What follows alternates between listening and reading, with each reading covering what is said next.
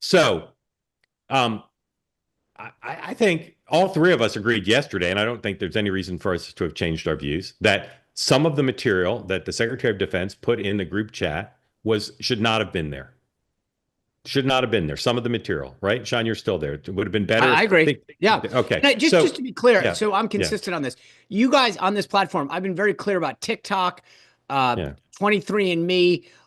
So I think anything sensitive, I'll be consistent. Yes, regardless of whether it's technically classified or not, and that's the point of Yeah. doesn't make it right. There is Yeah. sensitive things, and Right. I come down on that.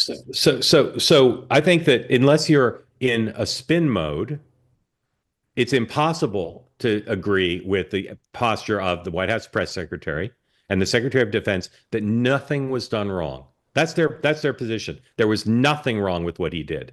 Not that it shouldn't be prosecuted, not that it wasn't classified, not that it was a close call. They say nothing was wrong about putting that. And again, unless you're paid to say that or afraid of Donald Trump, that's just not a reasonable position to take. Okay. And then there's people on the far end of the other spectrum who think people should be in prison over it or people should lose their jobs over it. There's a wide range of views. But I don't think the position that there was nothing wrong with what he posted on Signal is a reasonable position. Again, I understand why they're taking it, but I don't think it's a reasonable position. Now, put up a tweet, please. Put up the tweet. This is a guy who is a conservative broadcaster, Jesse Kelly. And Jesse Kelly put up a tweet that I think speaks for, as I like to say, tens of thousands. We made a mistake. And by that, he means the only reasonable position to take. Putting some of that stuff on Signal was a mistake. He goes further than I necessarily would and say a bad mistake for which someone should be fired. I don't know who the someone is, but this is a position, again, just to be clear, Jesse Kelly, generally pretty MAGA, pretty supportive of the administration. That said, we, meaning MAGA, the White House, gave them, meaning the left and the press, 48 hours of the news cycle with our stupidity.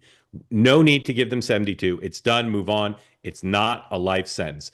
That is, I think, the consensus view, even of members of Congress who aren't speaking out because they're afraid of the president. And and this is, I think, what's going to happen. So I'd love to know, because we're not going to spend the whole show on this issue today. Some people will be glad about that. Sean, what are the two main lessons about the president, the power structure, the media, the Democrats? What are the two main lessons you have drawn from this story so far? Be careful who you put in a Signal chat. Yeah, it's a good one. You probably knew that before, but know it with more resonance now. Yeah. Well, I have again. I have some experience, not with Signal or national security scrolls, but others.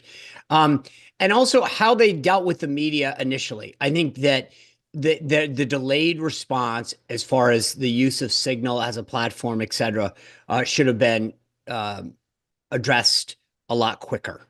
Yeah. And I understand, just to be clear, it's, when you have that many people at that many agencies, it's not, I say this respectfully, having been there, where it's not like you're going to one counsel's office and saying, what's the deal? Like, you've got several agencies. What might be permissible in one place may not in another, and you're trying to figure out, right? And to put that in sharp relief, the head of national intelligence said yesterday in the House hearing, when asked, well, what's the Pentagon's policy? She said, without any embarrassment, I have no idea what the Pentagon's policy is. Because the policies, as you just said, they're Right. different. They're different. They're different And rules.